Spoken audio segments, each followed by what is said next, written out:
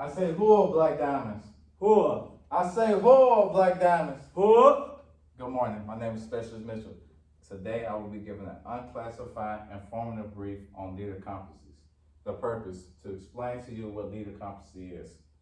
The conditions inside a classroom with one motivated soldier. Standards. To be able to inform your peers and subordinates about leader competency. The risk assessment. The risk assessment today is low. If there's a fire, we will go out the nearest and safest exit. If there's a active shooter, we'll barricade the door and run out to the tree line. If you have to leave the classroom for any period of instruction, during any time of the period of instruction, be careful of tripping over the chairs and the loose cords. I have a handout for you this morning. Please hold all questions until the end of the class. Thank you. Wherever a person goes in life, no matter if it's back home to the community, playing on the sports team, in the church, local business, wherever, a leader is always needed. How does one become a leader? One becomes a leader by mentorship and being able to train others. But they also need leader competency. What is leader competency? Leader competency is a skill set that attributes to a leader's performance and values. There are 8 core values of leader competency.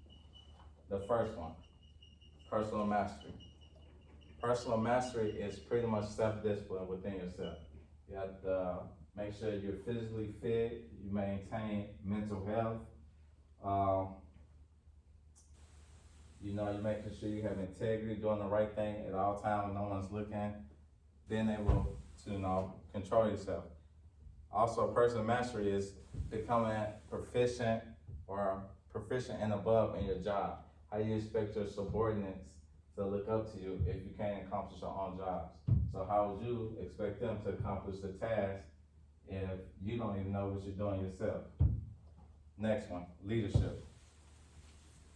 Leadership is social influence amongst others. Leadership is shown from the lowest levels to the highest ranks.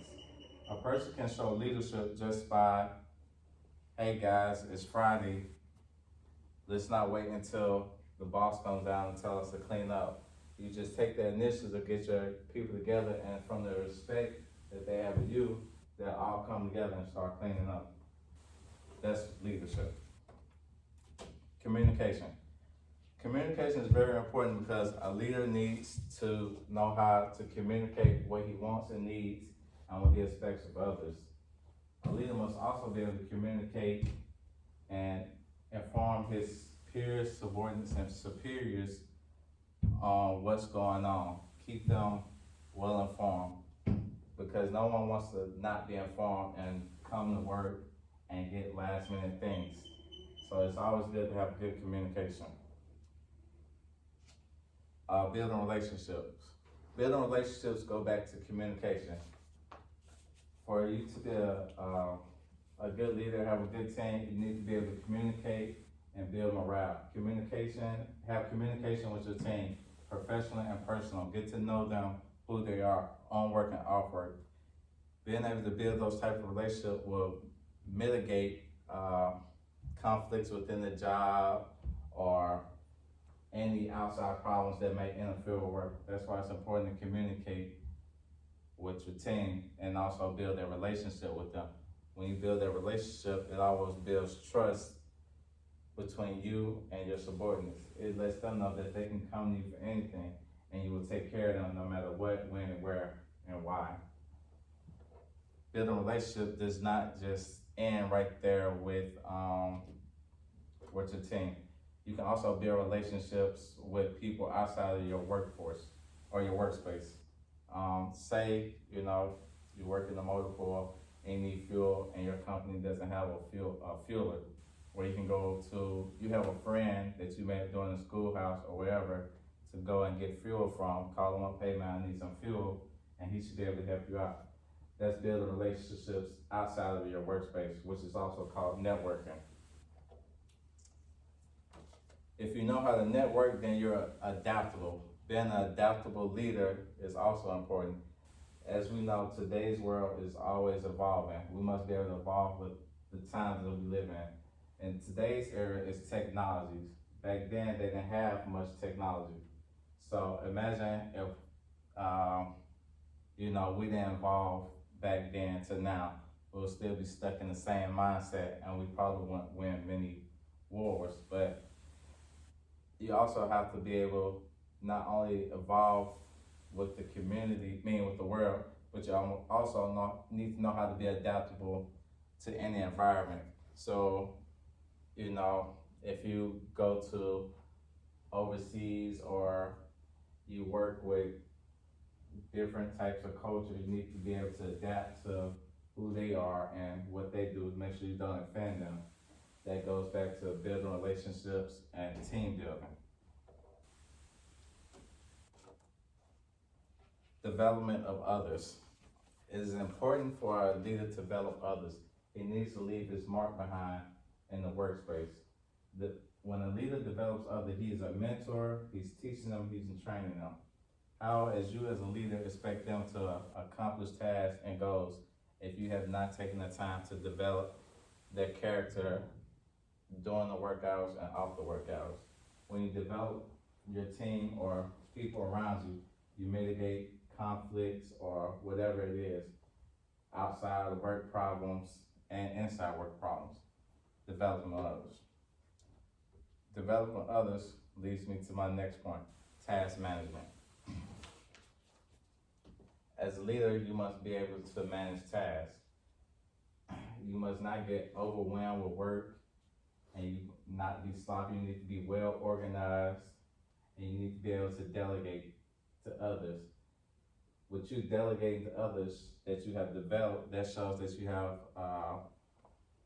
a sense of faith in them that they'll get the job accomplished, and they will be able to produce and complete the task or mission, which makes you as a leader look good, which makes the team as a whole look good, and it builds morale and cohesion. And your superiors will want to be able to utilize you guys more because you guys are winners. Which brings me to my next goal, my next task, then my next point, accomplishment. As a leader, you must be able to accomplish goals and set goals for yourself. As a leader, it's important that your subordinates see you accomplish goals and tasks, which motivates them to accomplish goals and tasks, which will make the workplace evolve and move forward as a whole. Which brings me back to, accomplish goals brings me back to being a good leader. Being a good leader, you need to be able to build relationships, accomplish goals, develop others, and be able to adapt to any environment. This concludes my class. Today, we went over the 8 core values of leader competencies. Today, we learned about leader competencies and their different traits: personal mastery, leadership, communication, development of others, adaptability, building relationships, task management, production, and accomplishments. At this time, are there any questions? I have 2 questions. First one is the core principles listed in importance? No, the core principles are based on how you want to list them in your importance and what you feel is necessary. That's number 1 for you. Okay. And number 2 is what is your favorite core principle trait? Personal mastery. As a leader, I want to be able, not as just as a leader, but as a person myself, I want to be able to master my own character and trait and be able to go out of the world and stand tall. Thank you. All right, this concludes my class. You guys are dismissed.